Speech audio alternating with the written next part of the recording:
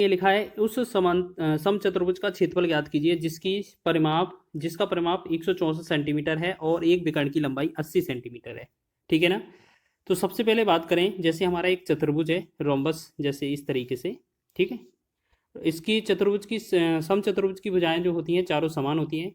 इसका परिमाप बोला गया है 464 है। ठीक है, परिमाप कितना है 464। एक काम करिए, यहाँ पर थोड़ा चित्र है ना बड़ा बना लीजिए।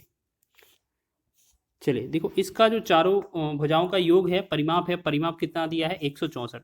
अगर हम 164 में हम 4 से भाग कर देंगे तो ये कितना 41 आएगा। 41 इसकी भुजा हो जाएगी, मतलब ये भी 41, सभी भुजाएं 41 की हो जाएंगी। ठीक। अब इस तरीके से हम इनका विकर्ण खींचेंगे। इसमें बोला गया है कि एक विकर्ण जो है वो 80 सेंटीमीटर का है, यानी कि एक विकर्ण हो जाएगा, जैसे मान लेते कोई भी विकर्ण मान लीजिए ये आपका 80 है तो यहाँ पर 40 हो जाएगा कि नहीं होगा। ठीक है, आधा आधा हो जाएगा। तो इन सभी में यहाँ पर क्या है 90 डिग्री का एंगल बनता है, आप जानते हैं। और यहाँ पर आपका ये पाइथागोरस ट्रिपलेट लगती है, और हमने कई सारी आपको ट्रिपलेट बताई है। ठीक है, 40 41 के साथ साथ ये जो ट्रिपलेट बनेगी वो 9 बनेगी। आपको निकालना कैसे है आपको बता दिया जा रहा है कि यहाँ पर ये लंब का फॉर्मूला निकालेंगे। तो आपको निकालना क्या है 41 का वर्ग निकाल देना। ठीक है, 41 का वर्ग माइनस 40 का वर्ग, और इसे अंडरवुड में कर देना, आपका कर्ण का मान निकल आएगा। तो इसे क्या करेंगे 1681 कर देंगे, माइनस का 1600 कर देंगे। जब इसे घटाएंगे तो ये कितना 81 बनेगा। 81 का वर्गमूल 9 आएगा। ठीक है, तो हमने बता दिया है ये आपकी ट्रिपलेट होती है। देखिएगा, अगर ये वाला 9 है तो यहाँ पर भी 9 आएगा बिल्कुल। तो हम कह सकते हैं अगर आपका डायगोनल जो है विकर्ण 1 है वो कितना है आपका 80। दूसरा विकर्ण हमारा कितना आया, ये 9 इधर 9 उधर है, तो दोनों मिलाकर कितना बनेगा 18। अब देखिएगा, हमारे पास दोनों विकर्ण की आवश्यकता थी, दोनों विकर्ण मिल गए। तो हमसे समचतुर्भुज का क्षेत्रफल पूछा है, तो इसका जो क्षेत्रफल होता है वो क्या होता है 1/2 गुणे में d1 इंटू D2। D1 का मान 80 है और D2 का मान 18 है। 2 से भाग करेंगे 2 एकम 2, 2 से 2 नम 18। अब 80 का 9 में गुणा करना है, 8 नम 72 होगा। 720 जो सेंटीमीटर स्क्वायर होगा इसका राइट आंसर हो जाएगा। तो ऑप्शन नंबर 20 का राइट है। ठीक है, इस तरीके से आपको याद रखना है, इस तरीके से क्वेश्चन पूछा जा सकता है। और इस क्वेश्चन को तो हम स्टार भी लगाएंगे। समचतुर्भुज या समांतर चतुर्भुज के जो क्वेश्चन होते हैं इस पर ये बहुत एग्जाम में पूछे जाते हैं, आपका एसएससी का एग्जाम हो चाहे रेलवे का एग्जाम हो। नेक्स्ट क्वेश्चन है 44 सेंटीमीटर आधार और 22 सेंटीमीटर ऊंचाई वाले समांतर चतुर्भुज का क्षेत्रफल क्या होगा। तो आपको क्या है, आपको दिया क्या है, देखिएगा बेस कितना दिया है b बराबर, बेस दिया है मतलब आधार कितना दिया है 44 सेंटीमीटर, हाइट कितना दिया है, ऊंचाई कितनी दी है 22 सेंटीमीटर। चलिए बहुत ही आसान है। समांतर चतुर्भुज का क्षेत्रफल देखिएगा आप, समांतर चतुर्भुज का क्षेत्रफल, चतुर्भुज बना देंगे और इसका क्षेत्रफल निकालेंगे। तो इसका क्षेत्रफल क्या होता है बेस इंटू हाइट, यानी कि आधार गुणा ऊंचाई, बस इन दोनों का गुणा ही तो करना है। 44 गुणे में 22, तो 2200 का 88 हो जाएगा। 2200 की 88, 88 में 8 जोड़ेंगे तो ये कितना होगा 96। 968 जो होगा इस क्वेश्चन का राइट आंसर बन जाएगा। ठीक है, ये आंसर सेंटीमीटर स्क्वायर में हो जाएगा, 968 सेंटीमीटर स्क्वायर। तो ऑप्शन नंबर डी है। तो आपको ये चीज़ याद रख लेना, इसमें आपको ये फॉर्मूला मिला देखने को कि समांतर चतुर्भुज का जो क्षेत्रफल होता है वो बेस इंटू हाइट होता है। ठीक है, आधार गुणा ऊंचाई। चलिए आगे बढ़े नेक्स्ट क्वेश्चन की ओर। चलिए देखिए नेक्स्ट क्वेश्चन, उस समांतर चतुर्भुज का क्षेत्रफल ज्ञात कीजिए जिसकी भुजाओं की लंबाई 25 सेंटीमीटर और विकर्णों में से एक लंबाई 14 सेंटीमीटर है। हमसे बोला क्या है, किसका पूछा है, समचतुर्भुज का क्षेत्रफल। बहुत ही आसान है, इससे पहले हमने क्वेश्चन किया ना इसी तरीका, जैसे हमने क्या करेंगे इस तरीके से आपका जो डायग्राम बन जाएगा समचतुर्भुज का। ठीक है, और इसमें इस तरीके से इनके ये विकर्ण होते हैं। ठीक है, अब एक बात बताइए, क्वेश्चन में बोला है कि जिसकी भुजाओं की लंबाई है 25 सेंटीमीटर, यानी कि 25 सेंटीमीटर सभी भुजाएं हैं इसकी। तो एक ही यहीं पर मान लें, चलिए 25 हो गया इसकी भुजा। विकर्णों में से एक विकर्ण की लंबाई 14 है। अगर बात करें विकर्ण 14 है पूरा, तो एक साथ इधर होगा एक साथ इधर होगा, आधा आधा विकर्ण हो जाएगा, मतलब आधा हो जाएगा, टोटल विकर्ण 14 का है। तो अब बताइए यहाँ पर क्या है 90 डिग्री लगता है। ठीक है, 90 डिग्री होता है। तो हमने आपको ट्रिपलेट बताइए कई बार, 7 24 के साथ क्या आती है, ये 25 आती है। यहाँ पर जो आएगा वो 24 आ गया। क्यों, हमने कई बार आपको ट्रिपलेट बताई है कि 7 24 के साथ जो ट्रिपलेट बनती है 25 बनती है। अब हमारे पास 7 दिया है 25 दिया है तो 24 ही आएगा, तो यहाँ पर 24 लिख लिया हमने। ठीक है, जब ये इस तरफ 24 है तो इस तरफ भी 24 होगा। तो हमें पता चल गया D1 का जो मान है हमारा दिया था 14। ठीक है, क्वेश्चन में 14 दिया था। D2 का मान हमने अभी हाल ही निकाल लिया है, 24 इस तरफ 24 उस तरफ, तो ये हो जाएगा 48। ठीक है, अब क्षेत्रफल निकालेंगे तो क्षेत्रफल तो आपका क्या होता है 1/2 गुणा में D1 गुणा D2। D1 का मान 14 है, D2 का मान 48 है। तो उसे काटेंगे 2 7 14। अब 7 का गुणा 48 में करना है, 7 8 56 हो जाएगा, 7 चौका 28, 5 33, यानी कि 336 जो होगा इस क्वेश्चन का राइट आंसर हो जाएगा। ऑप्शन नंबर ए इसका सही है। अब कुछ बच्चे बोलेंगे ये 24 ही क्यों आया, ये कैसे आ गया? तो वही चीज़ हम आपको बता रहे हैं कि आपको ट्रिपलेट याद रखना है। हमने पिछले वीडियो में भी बताया है, ट्रिपलेट याद रखा करो, नहीं तो आपको क्या है हर बार जो पाइथागोरस त्रिक होती है वो निकालना पड़ता है। पाइथागोरस त्रिक याद रख लें या तो आप, ठीक है। तो इसमें अगर हम क्या निकालेंगे, अगर इसमें लंब या आधार कोई भी निकालें तो हमें क्या करना पड़ेगा, इस 25 का वर्ग करना पड़ेगा, माइनस 7 का वर्ग करेंगे और अंडरवुड में कर देंगे, ठीक है। ये क्या कर्ण निकल आएगा, 25 का वर्गमूल कितना, वर्ग कितना होगा 625, माइनस 7 का वर्ग 49। जब इसे घटाएंगे तो ये बनेगा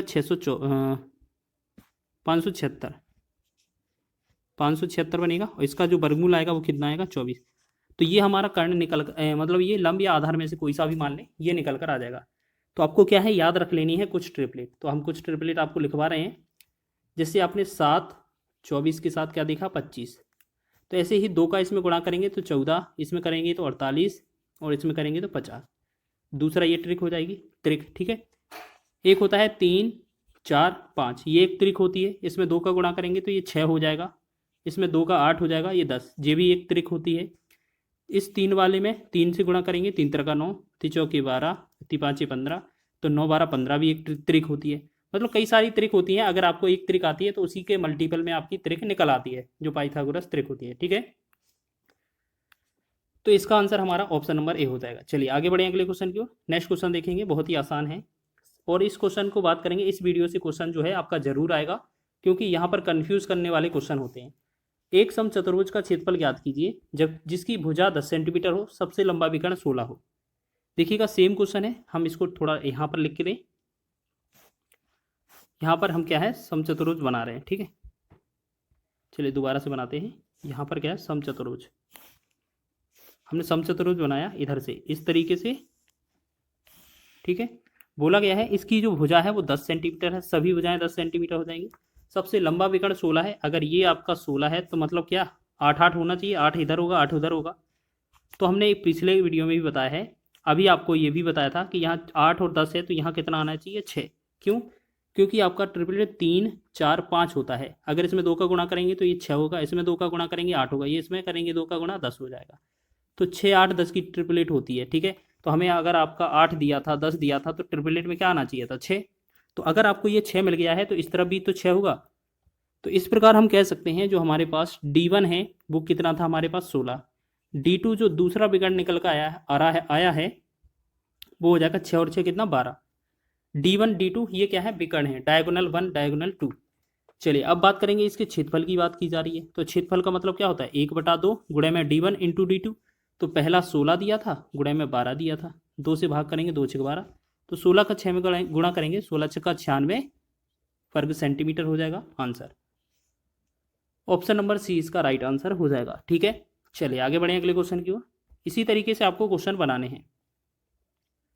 एक समानांतर चतुर्भुज का आधार उसकी ऊंचाई से दोगुना है, यदि समानांतर चतुर्भुज का क्षेत्रफल 392 वर्ग मीटर है तो उसकी ऊंचाई कितनी होगी।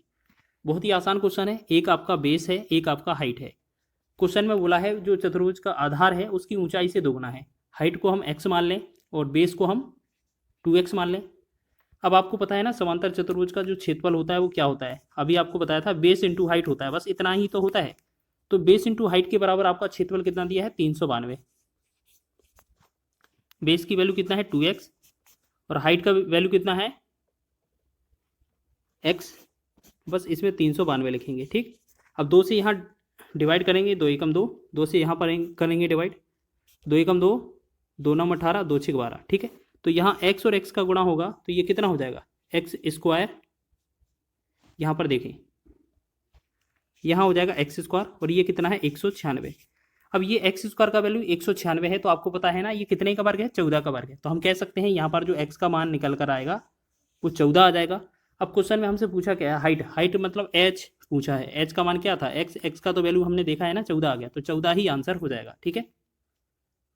तो ऑप्शन नंबर आपका ए इसका राइट आंसर हो जाएगा। तो सभी लोग ध्यान देंगे, इसी तरीके से आपको बनाना है, बहुत ही आसान प्रश्न होते हैं, बस आपको क्या है कॉन्सेप्ट पता नहीं होता है और ना आपने ज़्यादा पढ़ा होता है इसको, तो इस वजह से क्वेश्चन को कठिन मान लेते हैं आप लोग। नेक्स्ट क्वेश्चन लिखा है एक समचतुर्भुज का क्षेत्रफल 216 सेंटीमीटर स्क्वायर है, इसके एक विकर्ण की लंबाई 24 सेंटीमीटर है, समचतुर्भुज की प्रत्येक भुजा की लंबाई कितनी है। चलिए बहुत ही बढ़िया, इसका बात करेंगे नेक्स्ट क्वेश्चन में। चलिए इसी की देख लेते हैं क्या बनेगा हमारा आंसर। क्वेश्चन में बोला गया है एक समचतुर्भुज का क्षेत्रफल 216 है, यानी कि 1/2 गुणे में d1 इंटू d2। अब देखिएगा हमारे पास विकर्ण तो दिया नहीं है, ठीक है ना, हमारे पास एक विकर्ण दिया है, दोनों विकर्ण तो दिए नहीं है, ठीक है, इतना समझ में आ रहा है ना। चलिए तो यहाँ d1 का वैल्यू कितना है मान लेते हैं, ये हमारा पहला विकर्ण 24 है, दूसरा विकर्ण हम d मान लेते हैं, ठीक है, या आप x ही मान लें, कोई दिक्कत नहीं है। चलिए x मान लेते हैं, बराबर में क्या हो जाएगा हमारा क्षेत्रफल कितना है 216 वर्ग सेंटीमीटर। अब 2 से भाग करेंगे, 2 एकम 2, 2 से भाग करेंगे 12 दूना 24। अब 12 से इसको भाग करने दें, ठीक है, 12 एकम 12, तो 12 एकम 12 हो जाएगा, 12 अट्ठे 96। तो हमने देखा x का जो वैल्यू आया वो 18 आ गया, ठीक है। इसका मतलब क्या है, ये दूसरा विकर्ण जो है वो 18 है। बस अब आपको क्या है पाइथागोरस त्रिक की आवश्यकता पड़ेगी। देखिएगा इस तरीके से हमने डायग्राम बना लिया समचतुर्भुज का। अब क्वेश्चन में क्या बोला था कि लंबाई इसकी मतलब एक विकर्ण की लंबाई 24 है, 24 का मतलब ये बड़ा वाला विकर्ण 24 है, तो इधर 12 हो जाएगा, इधर 12 हो जाएगा। दूसरा विकर्ण 18 आया है, तो इधर 9 हो जाएगा, इधर 9 हो जाएगा, ठीक है, इधर 9 हो जाएगा, इधर 9 हो जाएगा, ठीक है। तो यही हो रहा है ना, देख लीजिए आप जल्दी से।